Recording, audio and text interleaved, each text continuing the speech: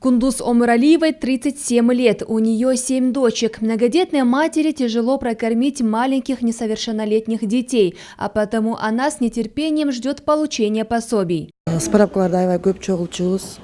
Сейчас я не работаю, а детей кормить надо, и я вынуждена получать пособие. Раньше было очень трудно получить, собирали множество справок. Теперь все облегчено, мне не надо ездить в село за справками. Максимум за 2 дня мне все оформили, я сэкономила время.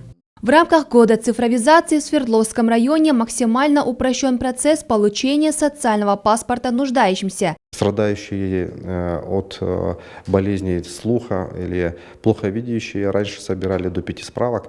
На сегодняшний день справки от них не требуются. Процесс цифровизации идет и в Министерстве труда и социального развития. В 5 районах в пилотном режиме внедрена электронная база данных детей в трудной жизненной ситуации. Принята автоматизированная система в детских интернатах и внедрена система анкет заявителя. Введена такая услуга, как электронный калькулятор. Каждый человек всегда задумывается над тем вопросом, когда находится в трудной жизненной ситуации. Может быть, ему полагаются какие-то государственные выплаты, пособия, да? То он может зайти в калькулятор. Калькулятор находится на сайте министерства. Он может зайти через свой же мобильный телефон, заполнить бланки.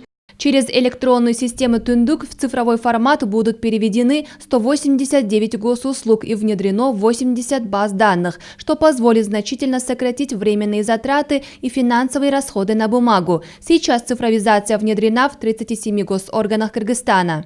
Министерство труда и социального развития запрашивает эти данные не у граждан, а у других государственных органов по системе электронного взаимодействия Түндүк. Вот для этого как раз-таки и создавалась эта система. Таким образом, цифровизация в стране идет полным ходом. Мы становимся свидетелями беспрецедентного развития цифровых технологий и их воздействия на экономический рост, государственное управление, качество услуг, способы ведения бизнеса. Но цифровизация – это и про нашу обычную жизнь.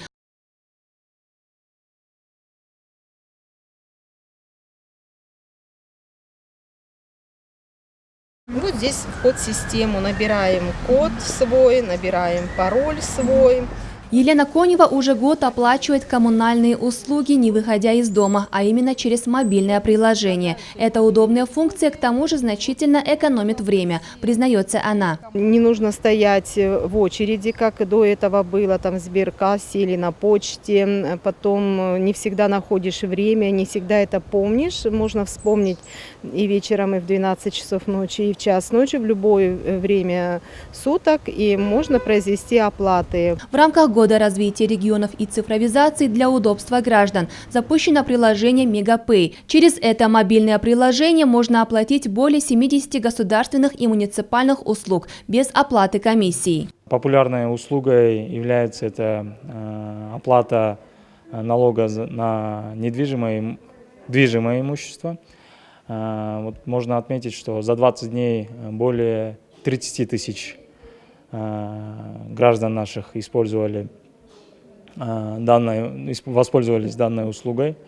Да, звучит многообещающе, но для качественного внедрения цифровизации необходимо участие и самого населения, говорят эксперты. Сегодня мобильные приложения используют по всему миру. Они сейчас играют важную роль в жизни людей, а потому государство уделяет особое внимание разработке приложений. В направлении развития государства как платформа сейчас мы видим о том, что можно получать ряд государственных услуг через мобильных приложений. Глобальная цифровизация добралась и до регионов. До конца года будет внедрена платформа «Цифровой регион». Пока только в нескольких айыл өкмөтү и в пилотном режиме. Но уже к следующему году к системе планируют подключить все 458 сельских управ Кыргызстана. Ему не приходится бегать по всем инстанциям, справки собирать. Да? В том же о земельных угодьях, скажем, да, вот, он автоматически через Түндүк будет привязан, он автоматически оттуда будет получать информацию. О том, что цифровые технологии меняют лицо мировой экономики, создается возможность для всех стран принимать участие в глобальных процессах, отметил и президент Сооронбай Жээнбеков,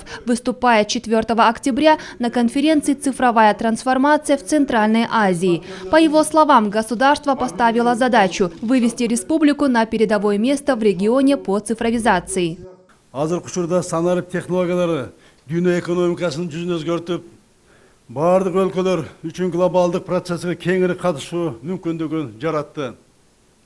Жаңы мүмкүнчүлүктөрдү пайдалануу үчүн мамлекеттик башкарууда бизнесте жана коомдо жаңылыктарды кабыл алууга даяр чөйрөнү түзүү керек.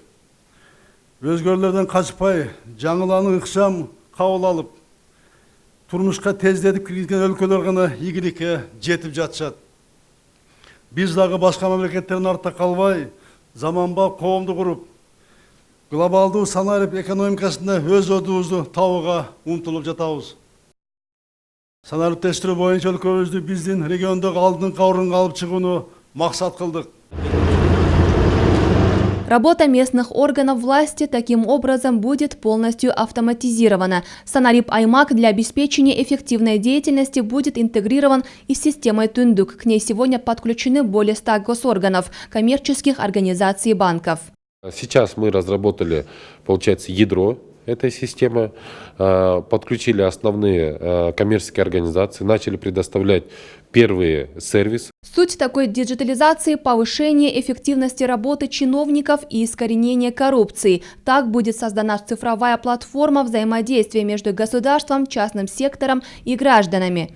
Продвижение цифровых основ развития страны – главное приоритетное направление, а потому цифровые технологии проникнут во все сферы жизни – образование, медицину, бизнес и туризм.